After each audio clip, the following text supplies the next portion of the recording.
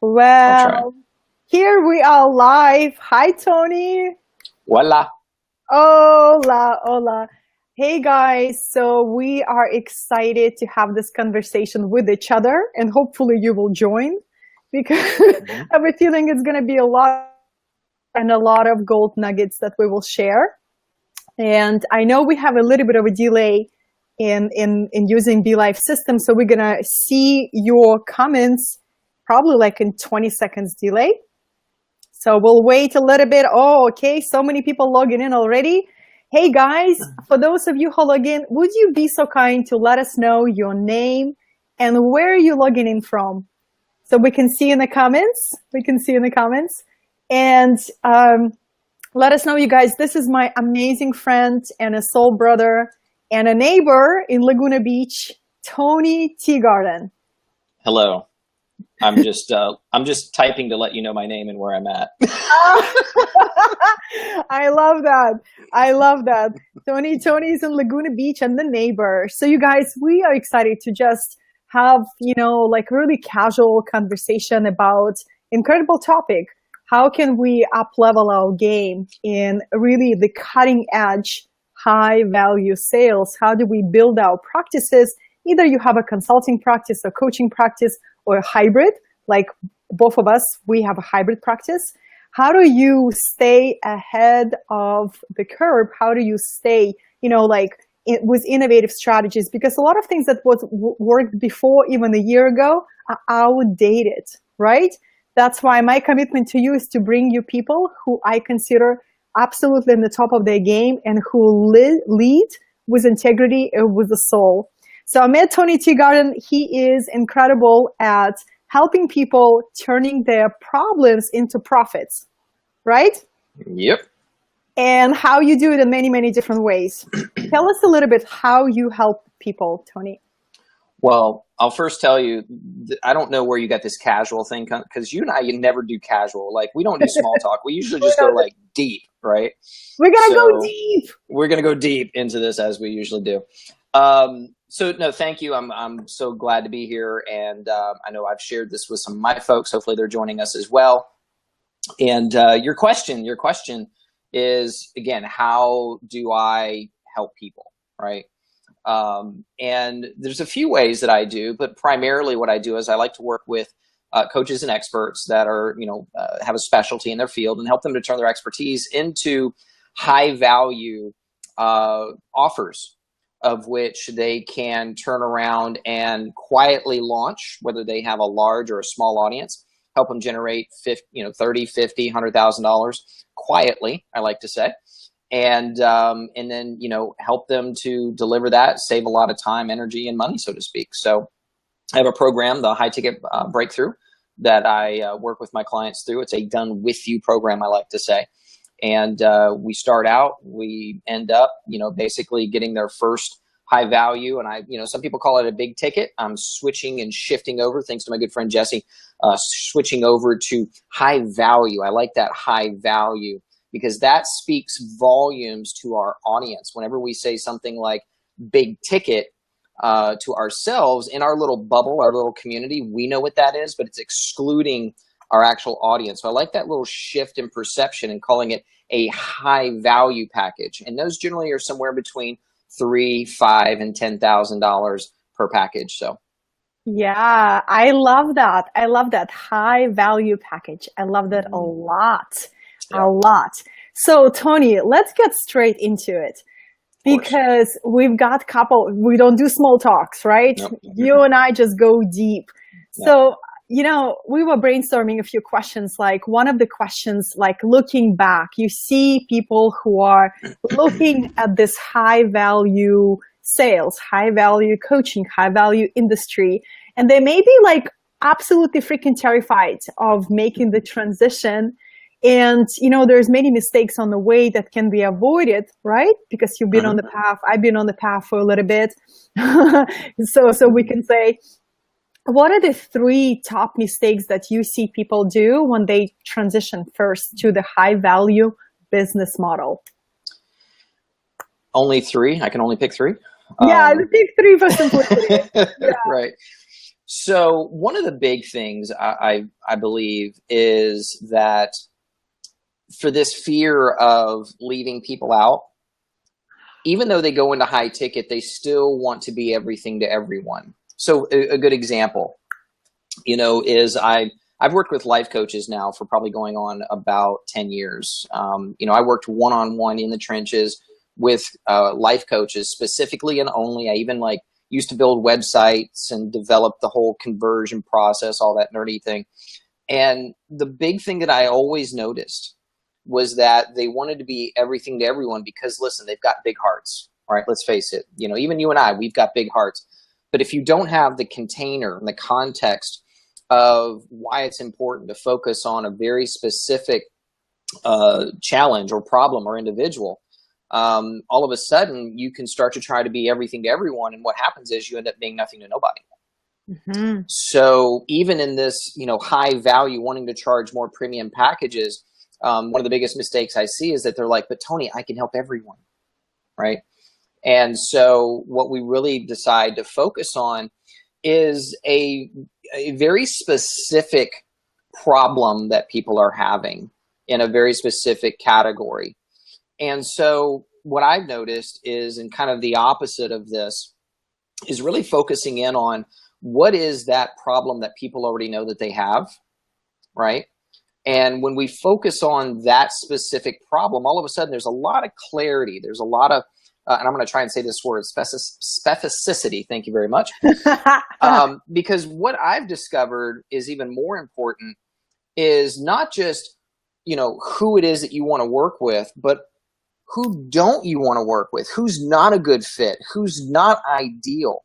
And so when you get into charging, these premium pricing positions like $3,000, $5,000, and $10,000, believe it or not, and I've been this way for a long time, giving me money is not a prerequisite to work with me.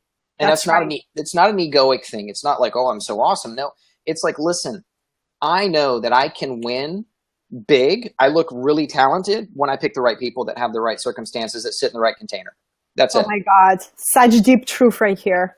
So let me give you a great example. So one of the other things that I do, and I don't really talk about it a whole lot, but I do these large done-for-you email campaigns. So if somebody comes to me and they have a minimum of 10,000 people on their email list, they've got a product that they are already successfully selling, I prefer to work with around the $2,000+ amount for the product. And then also that the audience they have a good relationship with the audience. The audience actually likes them, right? So those are three very specific things that have to be in place in order for me to look like I'm really awesome and I can get really big results, because I know that I can. Now, here's what happens though, is if any one of those three is missing and I kind of smudge a little bit, or I kind of go, okay, well, let me go ahead and try and do this anyway, I always end up with cake on my face and I kind of look like can I say dickhead? Because that's what I look like. Right? Yeah. This is a censoring free app. Right. We can just be ourselves on the live TV. Exactly. Yeah, so, totally. So what ends up happening is I look like a dickhead. But why is it? It's because my client selection wasn't appropriate to the level of service that I know that I can offer. And so I see this very same thing happen in the coaching realm, especially when they step into this, $1,000, $3,000, $5,000, $10,000. And again, I like to work more in that $3,000 to $5,000 range and up. When it goes right, when you pick the ideal people, the people that you know are right, and you vet out the people that are not a good fit based on their mindset, maybe based on assets, maybe based on there's not enough pain associated to the problem, only then can we really step into that container and that person connect with our gift, our natural mental talents, and all of a sudden, poof, you've got amazing results, right? So, working with one of my clients here this past month, in 60 days, we've generated about $150,000 in sales, and all I've done is write a handful of emails. Rock star. Well, so good you are. Here's what makes me the rock star is I picked somebody who already had the right things in place.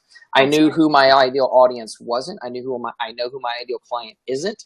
And I know who my ideal client is, so that my work, my gifts shine and amplify this person who's already stepping in with the right gifts. I love when you said something to me on one of a sunset, we were watching sunset together and we were talking, and you shared something with me that was like dropping the mic moment. You said, when you pick the wrong client, it will inevitably lead you to questioning your mastery. Absolutely. Yes. And I was like, drop the mic moment, because, it's so funny because I'm the same way. I teach my students and I do the same thing, like what you just described. Say no to, even if it's a 90% there, but that 10% giving you the fire alarm, like don't take, because the wrong client will always cost you more at the end. Amen. Yeah. Absolutely. But the one with you, how you describe it is you're going to question your mastery. I was like, whoa, that is so powerful. That's the last thing that I would want to be a part of, is to question my mastery. Right.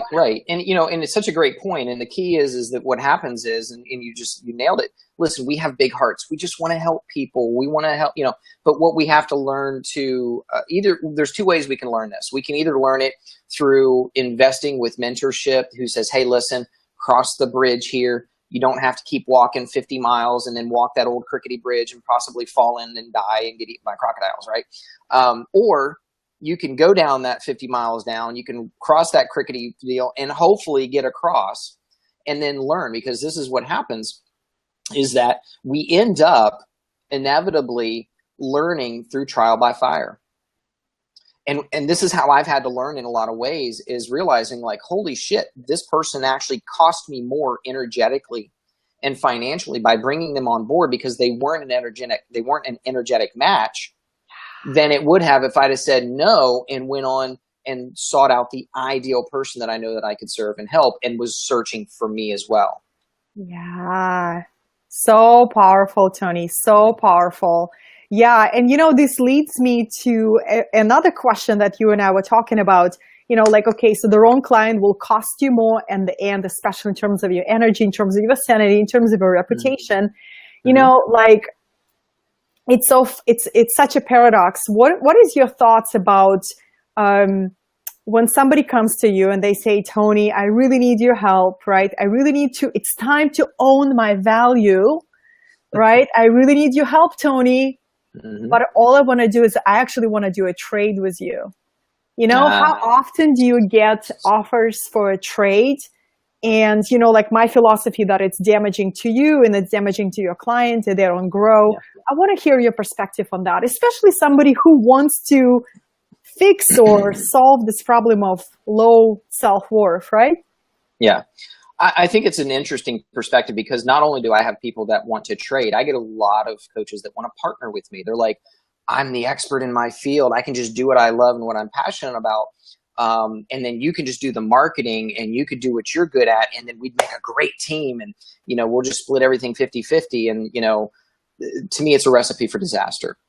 Number one, because they don't have a proven concept in place. They may be good at what it is that they do, but if they don't have a track record of facilitating transformation, like with me, I work in groups. That's specifically what I help my coaches do, is to deliver online high value group coaching programs, right, where they leverage their time. Well, here's what I think, and I'll just kind of wrap it up. There's a lot of self-abandonment that's going on when that happens. Oh my God, deep truth. Tell me more. Yeah. So, and listen, it's not to point a finger at, it's an unconscious concept, because inevitably, I like how they're thinking. I like that they're thinking, hey, listen, we can team up and leverage, team together, everyone achieves more. And that's true. However, if we're looking at taking deep responsibility for the birth of our business, right, we really have to understand from the very core what drives this baby known as our business. What is it that it values, right? And so if we really take that concept and take a look at the business and take a look at what's at the core of the business, is the client, right? And here's the thing. If you don't know at a deep level, because here's my philosophy is around marketing is impossible without a deep sense of empathy.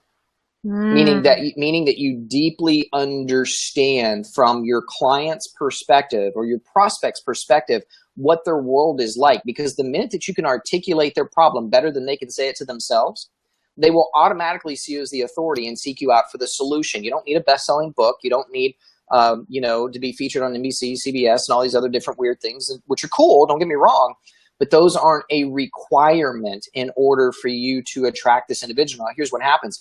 If you partner with me and I get all of this right, but yet they start working with you and they don't get that sense of connection, then all of a sudden we're out of integrity, right? Now, the same thing is true in your question when you're asking what happens when somebody, wants to, they want to trade with me, so to speak. It's very much a same and similar concept. Someone wants to trade with me. There's no fair exchange of value. Matter of fact, I just had this recently. Someone that wanted to trade with me, they wanted to provide a retreat for me, right? And in response of me helping them with their marketing. Now, the retreat was going to be like a 3 or 4 day gig. And I'm not saying it wasn't going to be valuable, but it's not my first rodeo doing, a self-care retreat. I've done these. Done one with you in January. I'm doing another 7-day with you in Kauai coming up. I'm so excited about that coming up in October. So I'm no stranger to, and I've got really good close friends that done it. But the problem is that there's no true fair exchange in value. So here's what also happens is the minute that you do this trade, we rob our clientele of the deep commitment that comes from the financial investment, which represents their energetic commitment to the outcome. Oh, well, I just paused with this grenade you just dropped. Yeah, because it might have sounded a little complicated. Let me even break it down more. It's so good. Yeah, please break it down and repeat it again, Tony, because it's gold. So what happens is when a person invests financially, that money, and let me just tell you, my clients show up very different when they were paying me $500 as opposed to when they pay me $10,000. Their commitment energetically, they show up extremely different. All of a sudden, they don't miss any phone calls. All of a sudden, they don't miss any of their opportunity work, right? Thank you very much for that concept. No, we don't do homework no more. We do opportunity work, right? Yes. And so all of a sudden, their level of commitment is drastically different, because here's what I've discovered, Katerina, is your talents, your gifts and mine are only as good as our clientele's ability and willingness to put it to work, to take action on it, to do something with it. And because there's no energetic commitment based on their financial investment or non-financial investment in this case, then their level of putting our work to work drastically drops. Yeah. That's such a deep truth. Such a deep truth. So I don't do it.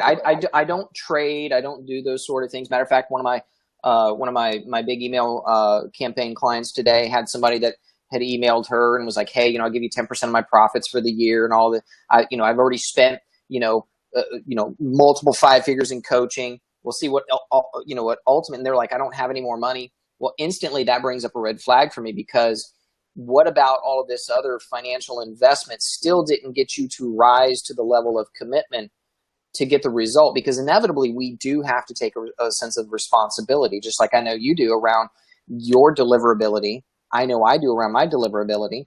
There's also a certain responsibility that comes from the client's part. And here's kind of tying back into our first mistake. A client who approaches in that sense and he says, "Hey, let's trade," but yet doesn't like the boundary that we set, right? When we say, "Well, listen, that sounds great, but that's just simply not how I operate. What would you like to do instead?" Right? Yeah. When we ask, if they don't like that, then you've already, number one, you've already vetted out someone who wasn't going to be a good fit energetically throughout the relationship anyway. So you've already handled mistake number 1 and number 2 in one decision. I love it. I love it, Tony. Yeah. It's so true. That's why I don't do the freaking trade either. I don't believe in it. I don't like it. I don't resonate with that energetically. And just like you said, it's just, if you don't value yourself enough to invest in yourself, how would other people, they would just mirror that for you. So it's I tell my clients, I can only help you attract what it is that you yourself demonstrate. Ooh, I can only help you attract what you Or you yourself can demonstrate. You froze for a minute. You froze for a minute.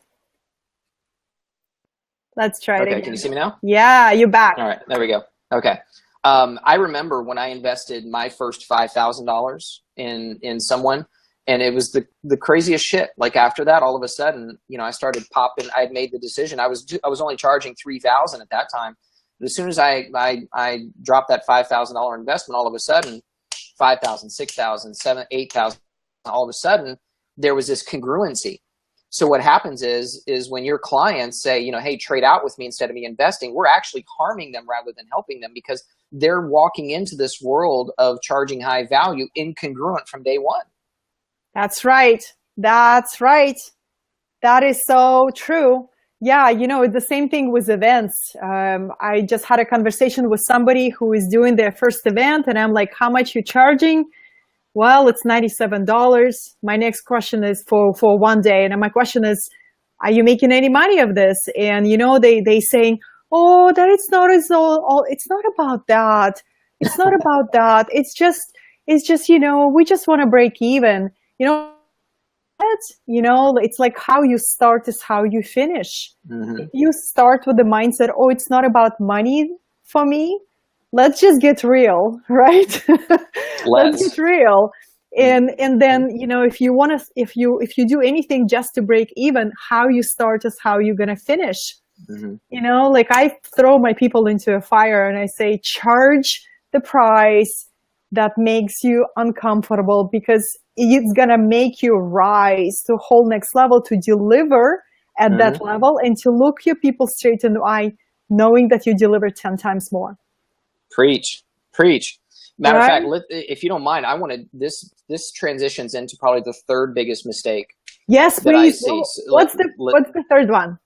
So the third one is that rather than stepping directly into that transformational number, like you're talking about, when they start out, what I notice is a lot of coaches are like, well, you know, let me just do a couple of people for free. Or let me charge, you know, just a minimal amount, right? So if it's going to be 3,000, they only want to charge maybe 750, right? So again, this is probably one of the biggest mistakes that I see. The people that charge significantly less than the transformation that they're providing almost always regret it. Just every single time, because they look up and they go, holy shit, that was a lot of work. And I am way more valuable than that, right? So this is that bridge I was telling you about. So when I'm working with my clients, I'm like, hey, listen, let's just cross this bridge right now. And I have a very strategic way. I'm not going to give all my little peanuts away, but I have a very strategic way of which we walk right in, charging, you know, congruently charging that dollar amount that, yes, that does stretch them.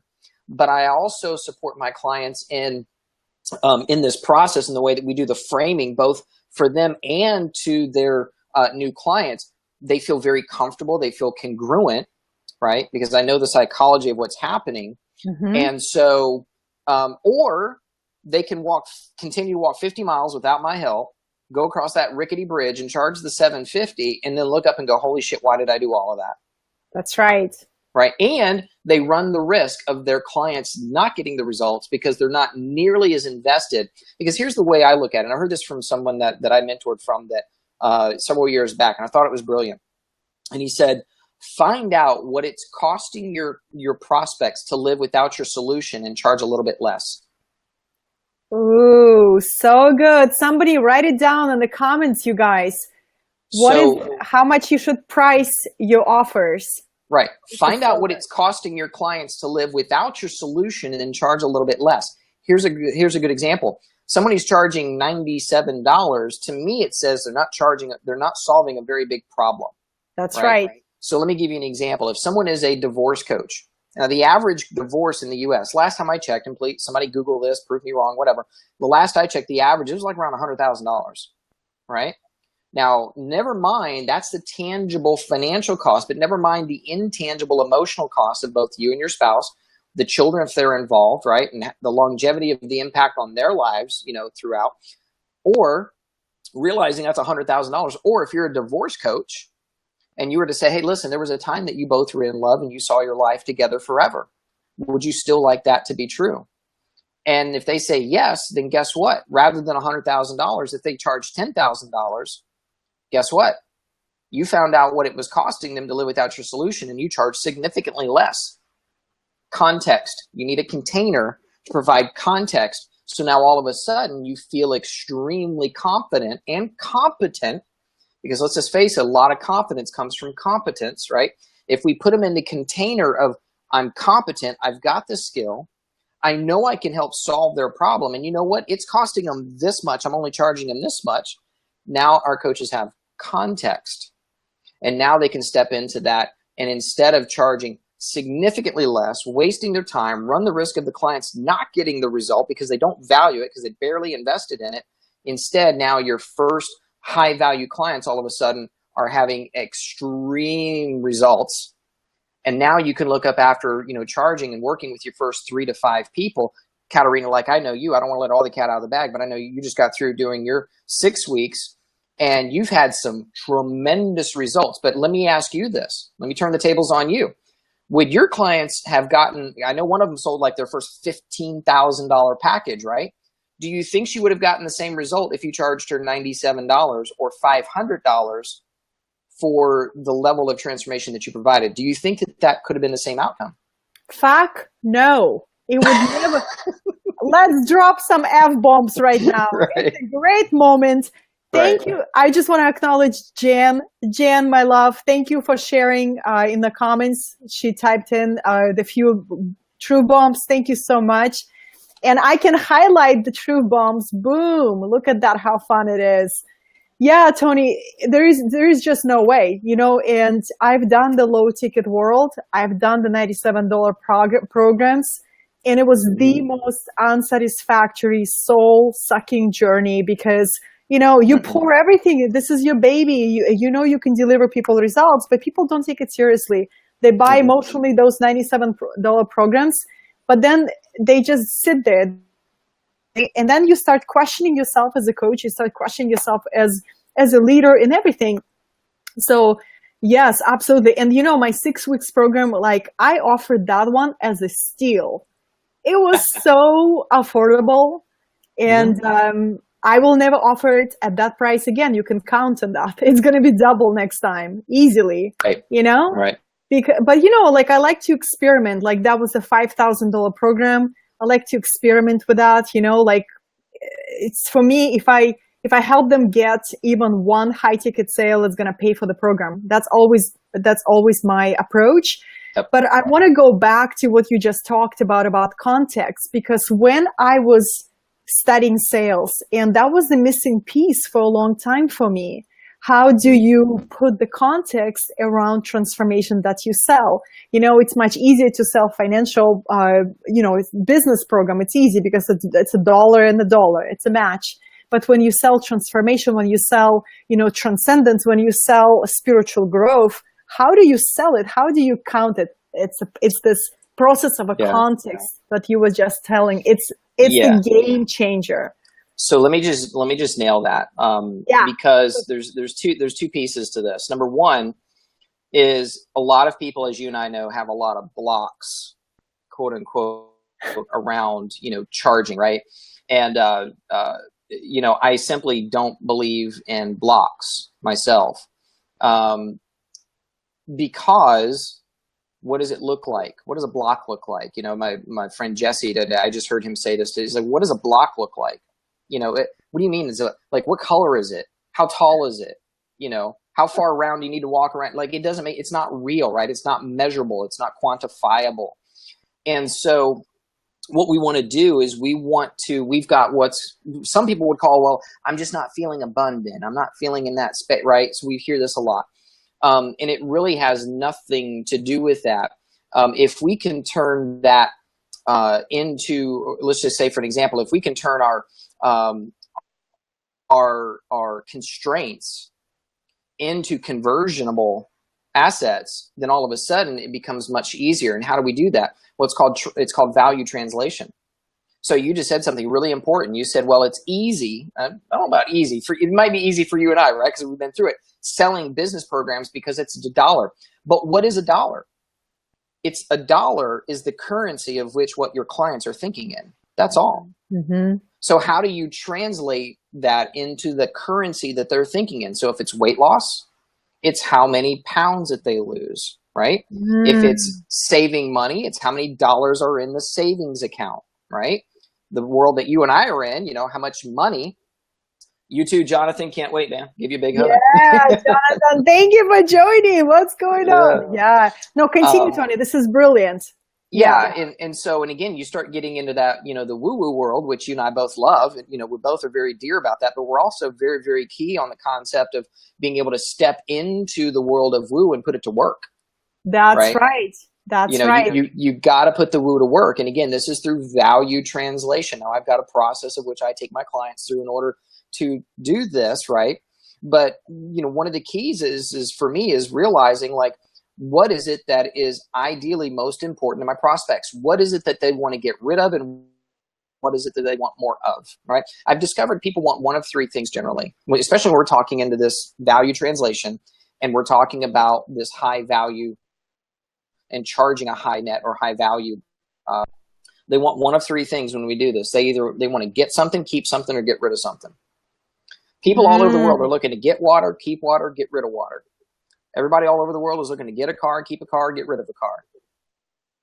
Everybody in the world is wanting to get a relationship, keep a relationship. Some people want to get rid of a relationship, right? That's right. So one of those three, though, that I found people are willing to invest the most is they want to get rid of something. Generally, it's something very, very painful, right?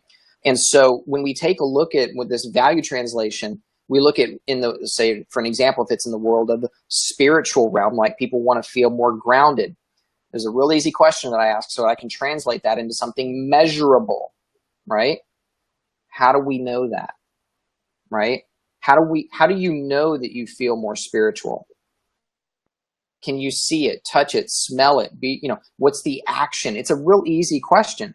How do you know that, right? Mm-hmm. So you begin, and again, being able to translate what it is that your prospects value most. If they value getting something, like say, for an example, there was a time, how I got into this whole online marketing world was I had gotten out of a divorce and I didn't know how to date.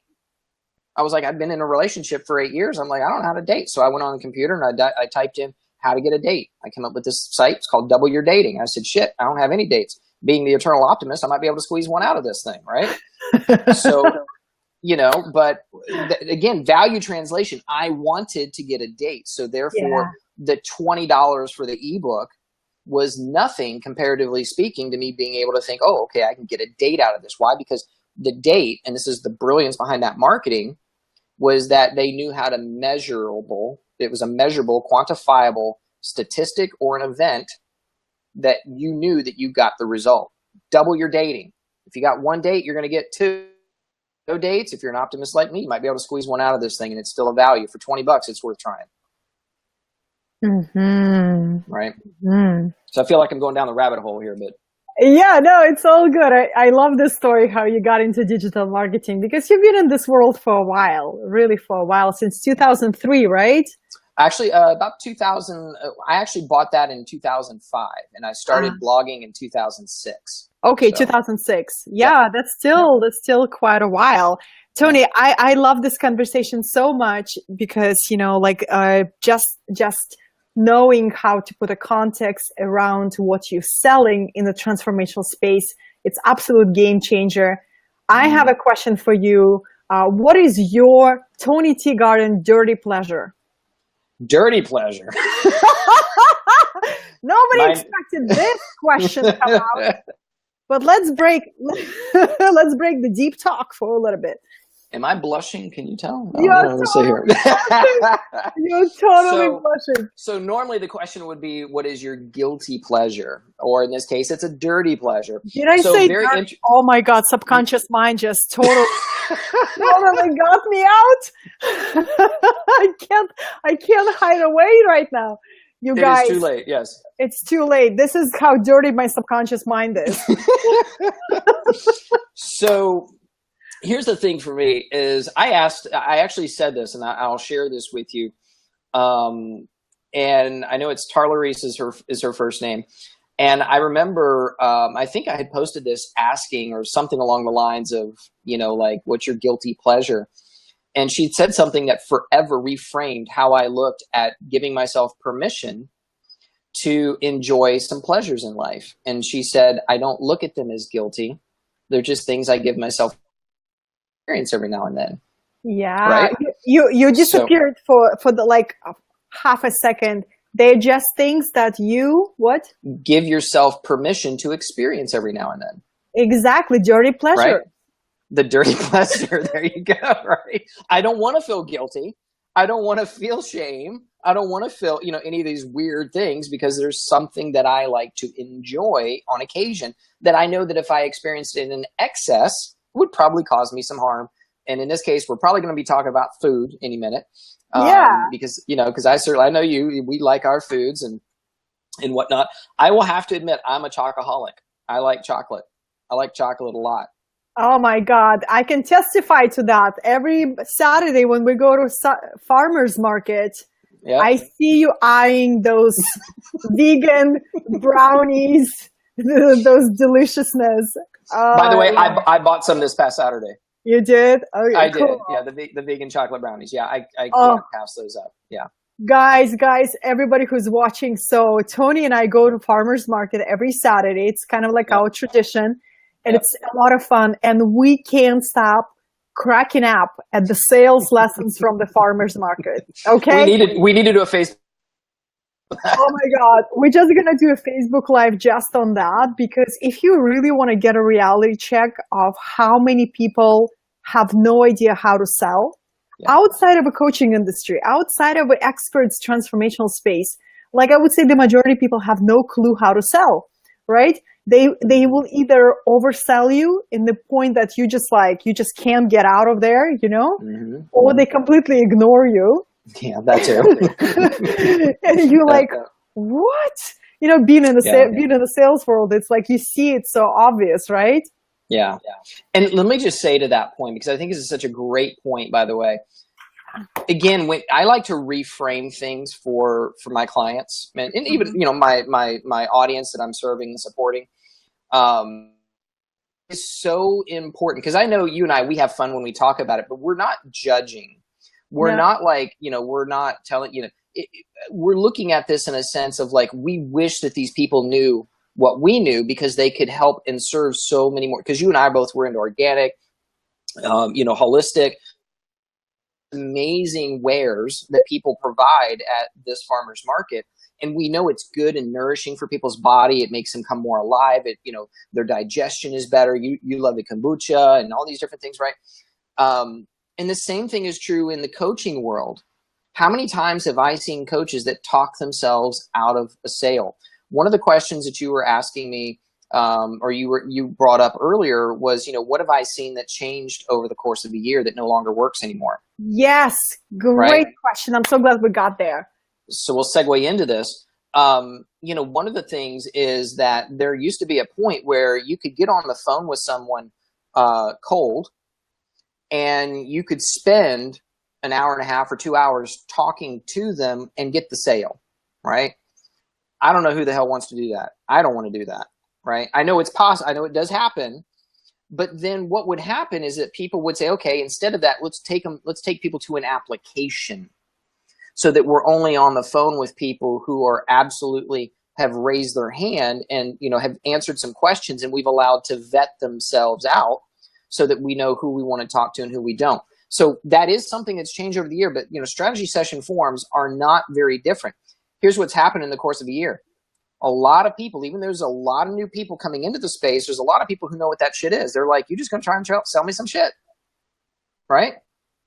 People know this. This is something that is shifting. The consciousness, the collective consciousness of our clients, they're becoming more aware. They're becoming more in tune, right?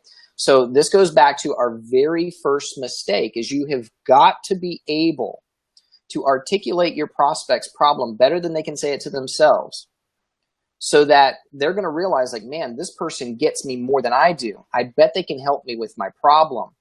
so that if you do have them go through a short process, which I've got some pretty cool ninja stuff that I've been doing these days, simply through email, right? Not filling out. Matter of fact, I'm just going to tell you, I've got a small list of about 1,000 people over the course of about 36 months has generated probably over $350,000. One list, right? Mm-hmm.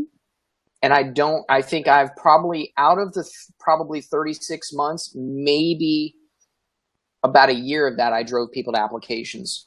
The rest of it, I'm doing some cutting edge stuff in email that inevitably I don't have to have it. It's a much more congruent way. It's a normal way. It's a much more organic way that I can then have people on the line with me, are in that space energetically, that they realize, like, Tony's the person I want to work with. I already know that I want to work with him. I might have a couple of questions, but I'm getting on the line with them without this weird salesy kind of atmosphere where fill out the application. Hey, so tell me what's going on in your world. It's like, we're not doing that. Collectively, our clientele are becoming much more aware, becoming much more conscious. I'm not saying that it's wrong to do a 2-hour phone call. Just myself personally, I don't want to do it. Right. Mm-hmm. I'm just not built for that anymore. So, the key is that, can I efficiently help this person get across the bridge faster, easier, and lesser expensive than working with me than doing it by themselves? And so I think that's one thing I've seen shift dramatically over the course of the year, is people know what a strategy session is. It's like, you're just going to sell me some shit. That's what they know. So kind of throwing that out there. Oh, it's so brilliant. Yeah. Thank you, Scott, for writing the comment. Yeah. Being able to articulate your prospect's problem better than they can establishes your authority 100%. Yeah. That's pretty much how I run my strategy sessions, you guys, is how precise the soul archer can deliver the message, that I can articulate my prospect a problem better than they can. And I actually just, if the faster I can do that, the more powerful is the phone call, let me just throw it out there. So, so you approached me back in January for Tulum, right? Soul Archer, Tell everybody, how was that experience for you? Because Tony was on enrollment call with me, but it didn't feel like enrollment call, right? No. And listen, and here's the key, is because I wasn't in resistance to transformation at that point in time in my life. Yeah. That's why whenever there's that feeling, can you hear me? Yeah, you broke up for like a second, but now you're back. Okay. Mm-hmm. Okay. So what I've discovered is that whenever an individual is already aware, meaning that they know they have a problem and they're seeking the solution, there's not nearly the resistance when we've been calling in the solution, so to speak, and seeking it out in some way. We're not nearly in resistance to it when all of a sudden that shit shows up in your face. So true. That is so true. And now you showed up in my face, so to speak, but in a way that was very, very direct. Let's just be real, right? You said, I remember the conversation. You're like, Tony, I feel called.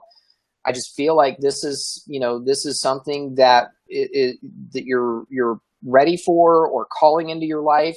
Let's have this conversation if you're open to it. And what did I do? I just fucking melted into it, because I knew, right, that I was calling that into my world at that point in time, and it was ideal. And as you know, ever since Tulum, my life is completely transformed, right? I've moved cross country, clientele, new businesses, and just all this really cool stuff that's going on in my life. But I was already calling it in, and I was already ready to surrender to it, right? Now, also keeping in mind, I had also been watching your stuff on Facebook. So I knew who you were. I knew what you were about. And in many cases, I don't think I've ever told you this, you were articulating my problem to me better than I could say it to myself. So I had already started and thought to myself, she might have the solution. So when you approached me, it was like a no-brainer. So powerful. And I'll just throw the what some people might think the elephant in the room is. Oh, well, she's a pretty girl, Tony. It didn't matter, did it? It did not matter, because soul sees souls. That's it. Frequency recognizes frequency. It was such a match of intentions. How I describe it. Every time we launch an intention, where there is always a prayer is always answered. Intention is always has a matching intention. And, you know, Tony, I'm so grateful you told that story because, you know, so many times I would sabotage my very strong intuitive call, like a download from the spirit, go speak to this person, go deliver that message. And I would I would be stuck in fear, you know, because it's illogical. It make you look foolish, right? And all of that stuff. And it just takes courage that, you know, if you really feel the call, just act on it. Act on it. And what did I do? You know, 2 weeks before we're leaving for the trip, I've got no flight. I've got no passport. I had lost it. And what did I do? I bought my plane flight. I gave you the deposit, and I went ahead and got and applied for a passport. And I just said, you know what? Divine intervention. It's going to happen or it won't. And sure enough, I had it like 3 days before or something like that, you know, and it worked. And I can tell you, if it wasn't for those little moments of saying yes to life, and again, this is for anyone who, you know, who might be watching this, again, you know, and I kind of want to throw this out there because it's something that I observe.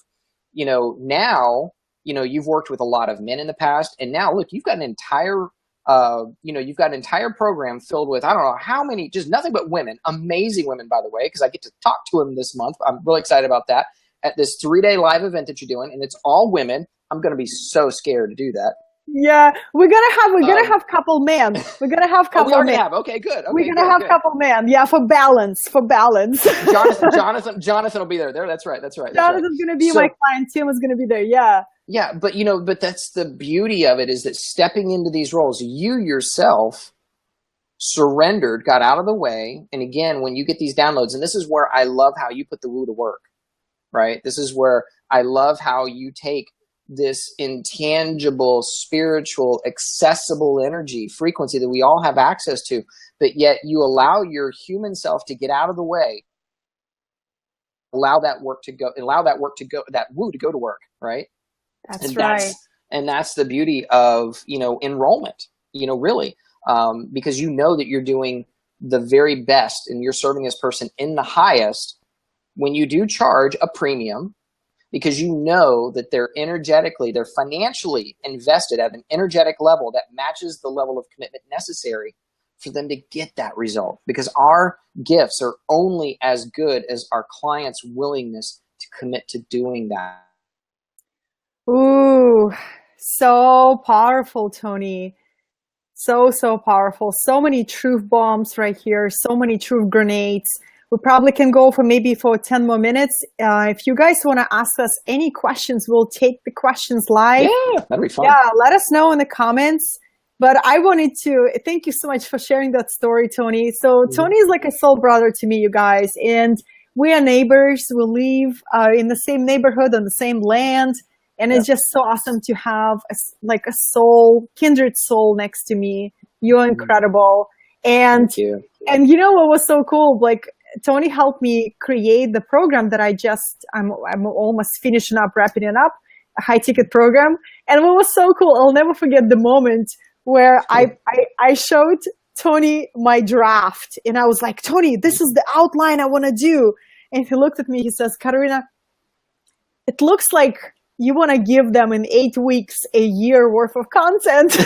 Do you remember?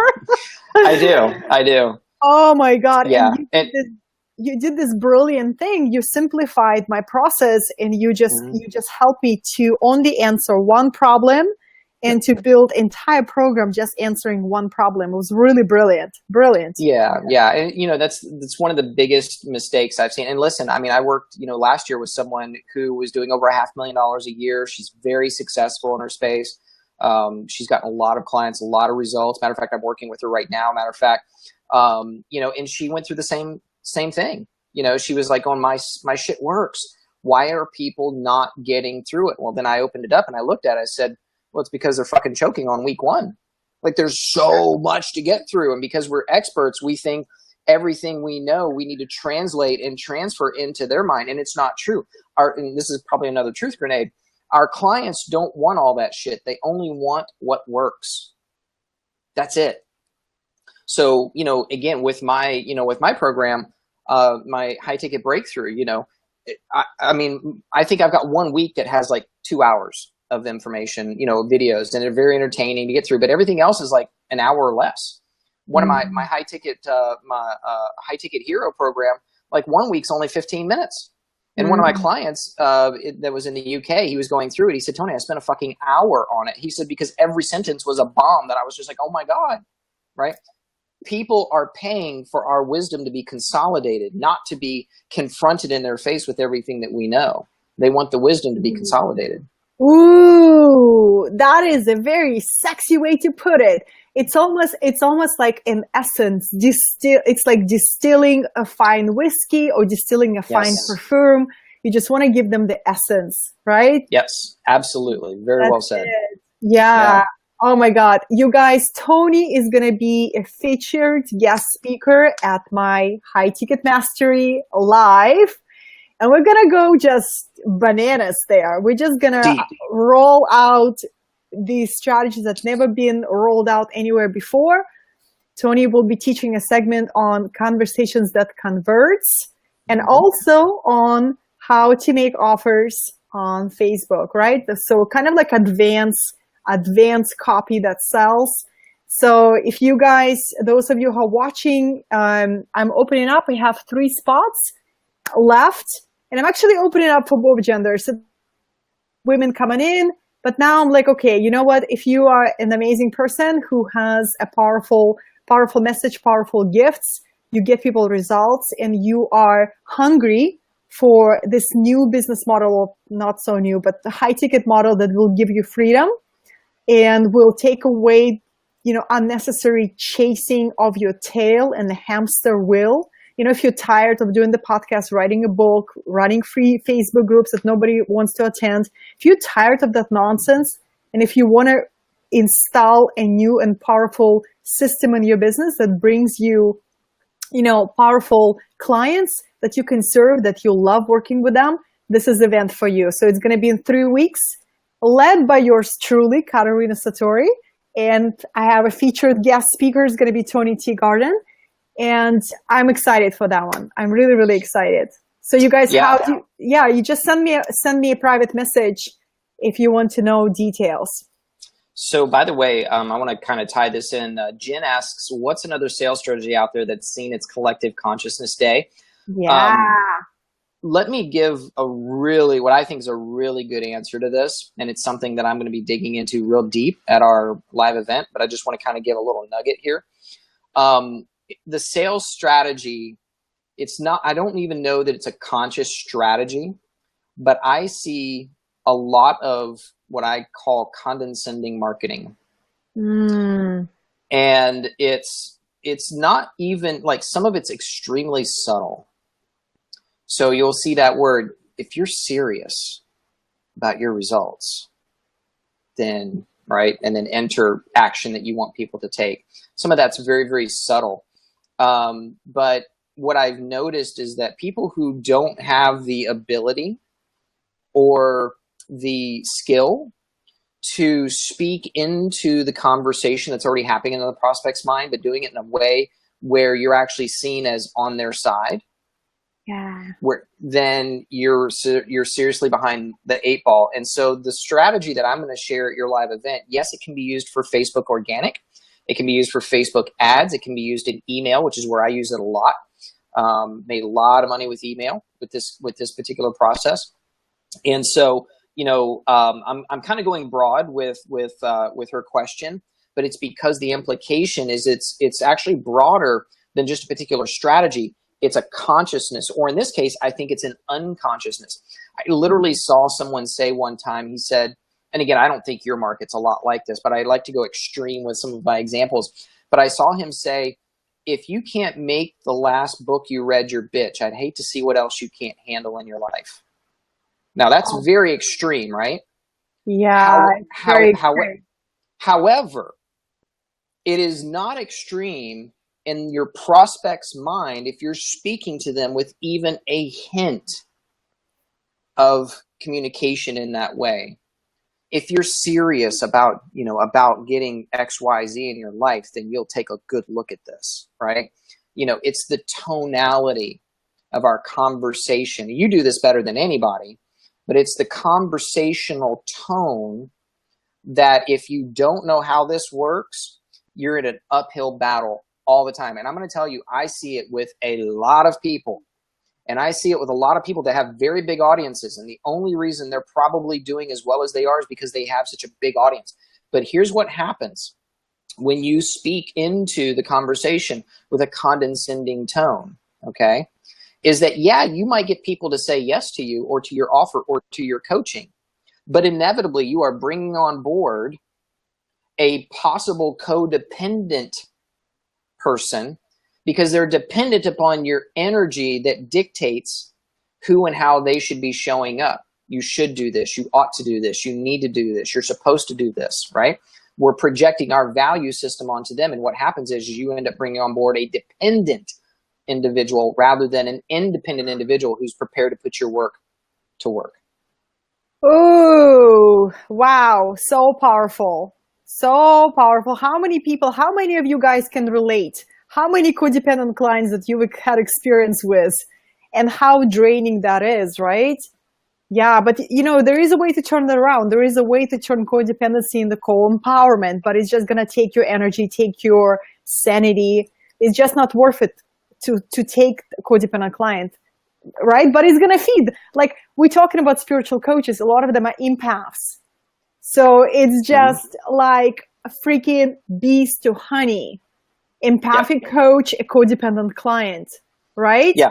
Yeah, and it's dependent client, right? But what's happening is we're creating the codependency because we're not aware of the frequency of the communication that we're putting out into the marketplace. Because a lot of times, even my spiritual empathic coaches are frustrated because people aren't getting how valuable their services are or the outcomes that they can deliver. And because they aren't, and again, this goes back to one of our first original mistakes, right? The second mistake, right, is trying to trade out or trying to sidestep the understanding and the empathy of walking in our client's shoes, of understanding their problem better than they can even articulate it to themselves. When you can't do this, then you start to project onto the market. And that's when you start to create the dependency upon the tonality of which you're speaking into that market.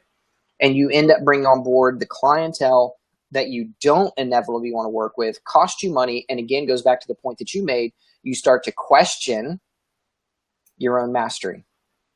Ooh, and that's the heavy price to pay. It's such a heavy price to pay. Wow, Tony. And, Jen said, this is so valuable. Condescending is the proving energy instead of facilitating their transformation. Thank you, Jen. Yeah, Jen and I go way back. We actually met at my first high ticket workshop. We go way back. Awesome, Jen. Thank you so much. Yeah, it's so powerful. I remember you and I had a conversation about this when we were watching a sunset, one of the many sunsets, and you were talking about the tonality, the power of tonality. I know that I began to see huge improvement when I first started doing high-end sales at the very beginning. It was all about tonality. My problem that I was leading with my nurturing tone, most of it, and I didn't allow myself a full spectrum and full range, right? Right. So it wasn't connecting, it wasn't aligning. And the moment I learned about the power of the tonality during your enrollment conversation, during pretty much anything, you make an offer, you teach, you lead a content, your tonality is everything. So I'm glad we're going to dive into it. Yeah. What I call it is it's called the critical parent tone, and the critical tone kills conversions. That's the bottom line. So powerful. Can you give us an example, Tony, of a critical parent tone? Well, it's kind of like I mentioned before, it's so very subtle, if you're serious about getting results in your life, if you're serious about getting the man of your dreams, if you're that's the one that I see a lot, but there's, matter of fact, I say to share with my clients of what not to do. Disappearing. Can you hear me? There we go. Yeah, you're back. Got me back? Okay. What I do is I take screenshots of Facebook posts that I see of the critical parent aspect of it. Some of them are very, very extreme, depending upon the niche. When we're talking about, our spiritual brothers and sisters, in our niche, it's much more subtle, but yet it's also still critical. And I can tell the people who are frustrated. I can tell because they're saying things like, if you're serious, do you really believe that you deserve? If you do, then you'll do this, right? Yeah. They start speaking into a lot of that woo that doesn't work, right? They're trying to use the woo for something wonderful, but ends up killing what actually works.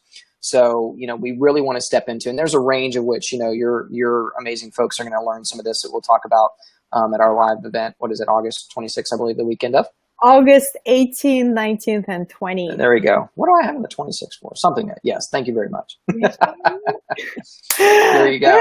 This was so awesome. So the hour flew by just like this. And you guys, Tony is so inspirational. Like, I gave up. Okay, you guys, let me share with you a little bit. I gave up on an email for like a year. I was just so tired of the freaking newsletters and dragging it out. I just was uninspired and I dropped it. I just dropped it, you guys. I was like, I'm not doing email. I met Tony and I got to see his mastery with email. And I'm actually going to rekindle my love affair with an email. And with Tony's help, because it's his mastery, like I see him getting results. If you guys have lists, what is the minimum of the list that you would consider, Tony? Yeah. So if it's the done for you process, I like to work with 10,000 or more. 10,000 or more. Yeah. Yeah. If it's a done for you. And so there's a couple of parameters, but if somebody has a list of 10,000 or more, we can talk about that. If they have a much smaller list, then they're probably more of a fit for my high ticket breakthrough process. Got you. So I need to hurry up and start on my email growing stuff. we can do that. I don't think it's going to be a problem for you. Oh, so cute. That's so awesome, you guys. Yeah. So check out Tony. He posts amazing content on Facebook, TonyTgarden.com. I would say Tony has one of the best podcasts, Turn Your Problems into Profits, right?